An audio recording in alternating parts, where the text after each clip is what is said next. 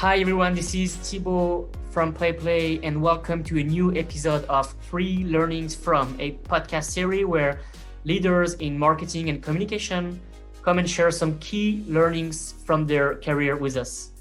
Today, I'm very happy to welcome Kevin Ho, VP of Marketing at Wishpound. Hi, Kevin. Hey, Thibaut, nice to be here.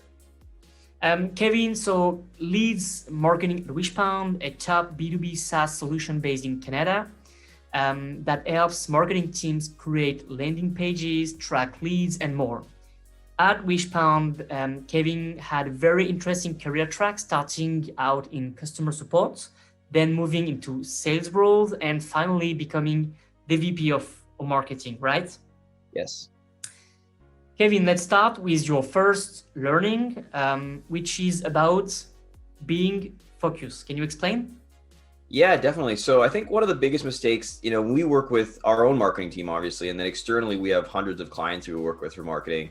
And one of the biggest mistakes that I see is people trying to do 100 things at once, right? They want to do influencer marketing, they want to do PPC, they want to do retargeting, they want to do content, they want to do live events, and they never really dial in one of them. And then because they're spending so much money and time on doing a bunch of different things, they never really nail one. And my advice would be really just focus on a couple channels where you think that you can get good ROI, whether that be content, whether that be PPC. Once you dial those in, then scale up from there. It's better to get a few small things that work and scale up versus trying to do a million things and never getting a good result. And would you say that at first, you need to try different things and then you would focus on the one that works the most? Definitely. Yeah, exactly. So there's a good book called Traction for startups to take a look at different channels that they can focus on and see which ones you're getting a good kind of response from. So kind of test the waters on a couple different things. But when it comes to investing resources, definitely don't try to do too many things at once, especially as a small team. Awesome. Thanks. Let's move to learning number 2. This one is about content and especially what we call evergreen content versus viral content.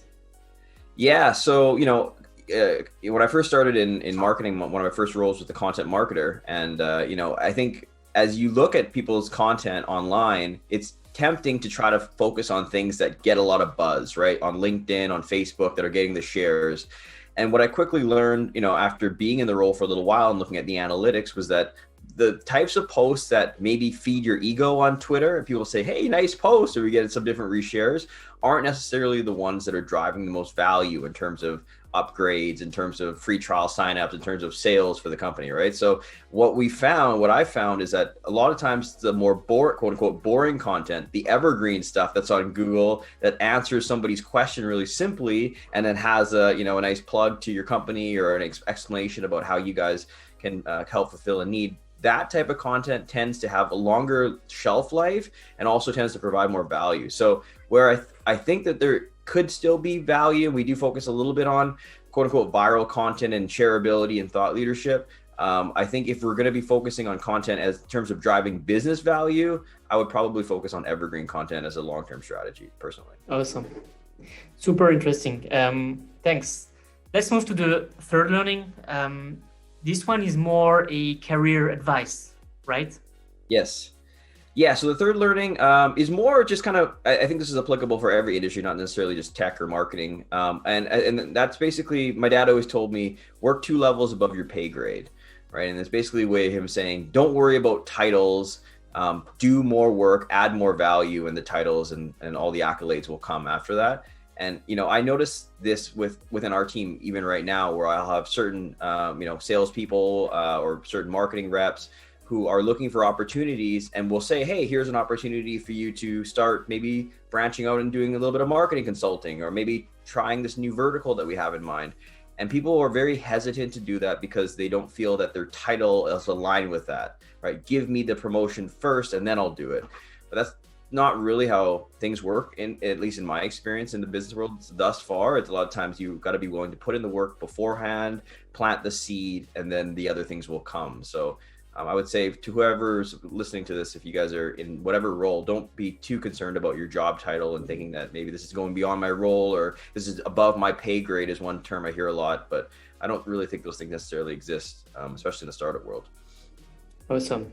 And talking about this role and these job titles, Can you explain how your role in support in sales help you in your role of VP of marketing today?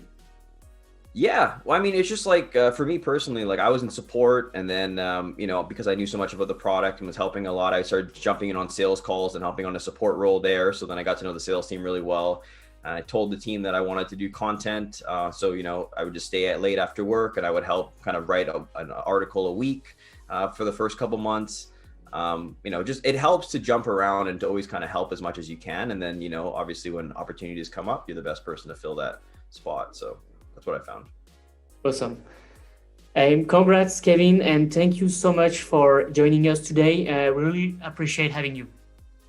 Yeah, thanks a lot, Thibaut. Yeah. Yeah, and thank you to everyone who tuned in to the episode, and we'll see you there for the next one. Bye. That's good. Bye.